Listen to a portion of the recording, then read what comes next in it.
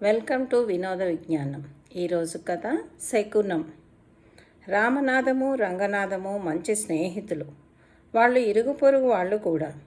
ఇద్దరి కుటుంబాలు ఒకే కుటుంబంలాగా కలిసిపోయాయి. రామనాథం చాలా చాదస్తం మనిషి.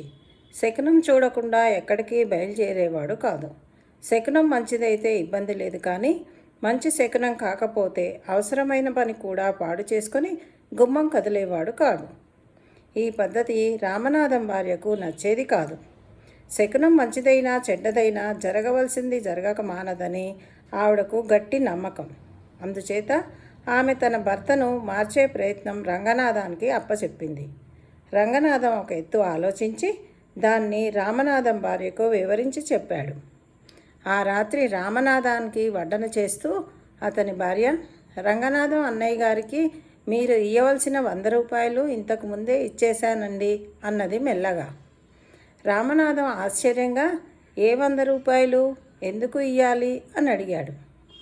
అదేనండి, నిన్న రంగనాథం అన్నయ్య గారు ఒక ముఖ్యమైన పని మీద బయలుదేరుతుంటే మీరు ఎదురు వచ్చారట.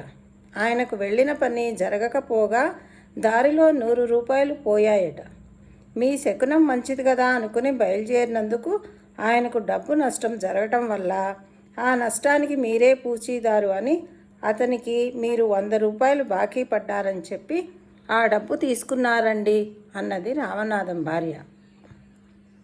అంతా విని రామనాథం ఆవేశపడుతూ, ఎంత మోసం, ఎంత మోసం, ఇప్పుడే వెళ్ళి సంగతి ఏమిటో తెలుస్తాను అంటూ రంగనాథం ఇంటి మీద పడ్డాడు. తన పథకం పారిందని లోపల సంతోషిస్తూ రంగనాథం, కూర్చో రామం, ఇలా వచ్చావేం అన్నాడు. నేనిప్పుడు కూర్చోడానికి రాలేదు, విషయం తేల్చుకుందామని వచ్చాను అన్నాడు రామనాథం అగ్గి మీద గుగ్గిలం అయిపోతూ. ఏ విషయం అని రంగనాథం అమాయకంగా అడిగాడు. అదే, నా భార్య దగ్గర ఏవో మాయమ కబుర్లు చెప్పి నువ్వు తీసుకున్న 100 రూపాయల విషయం అన్నాడు రామనాథం. ఓ అదా, అందులో మాయే ఉన్నది. నువ్వు నాకు ఎదురు రావడం వల్లే నిన్న నా 100 రూపాయలు పోవడం జరిగింది. న్యాయంగా ఆ డబ్బు నువ్వే ఇచ్చుకోవాలి కదా అన్నాడు రంగనాథం. రామనాథం మరింత ఆవేశపడిపోతూ, ఏ న్యాయమయ్యా, నేను ఎదురు రావడానికి నీ డబ్బు పోవడానికి ఏమిటి సంబంధం? నీ అజాగ్రత్త వల్ల డబ్బు పోగొట్టుకుని మధ్యన నా శకునం అంటావా అన్నాడు. రంగనాథం నవ్వుతూ, అయితే శకునాలంటూ పాటించరాదంటావా ఏమిటి? శకునానికి పని జరిగే తీరుకు సంబంధం లేదని ఒప్పుకున్నావన్నమాట. నీ భార్య నాకు డబ్బు ఇయ్యనూ లేదు, నేను తీసుకోనూ లేదు. నీ శకునాల పిచ్చి పోగొట్టడానికి ఈ ఎత్తు వేశాం అన్నాడు. అటు తర్వాత రామనాథం ఎక్కడికైనా బయలుదేరబోతూ శకునం చూసే అలవాటు మానుకున్నాడు. ఇదండి ఈరోజు కథ.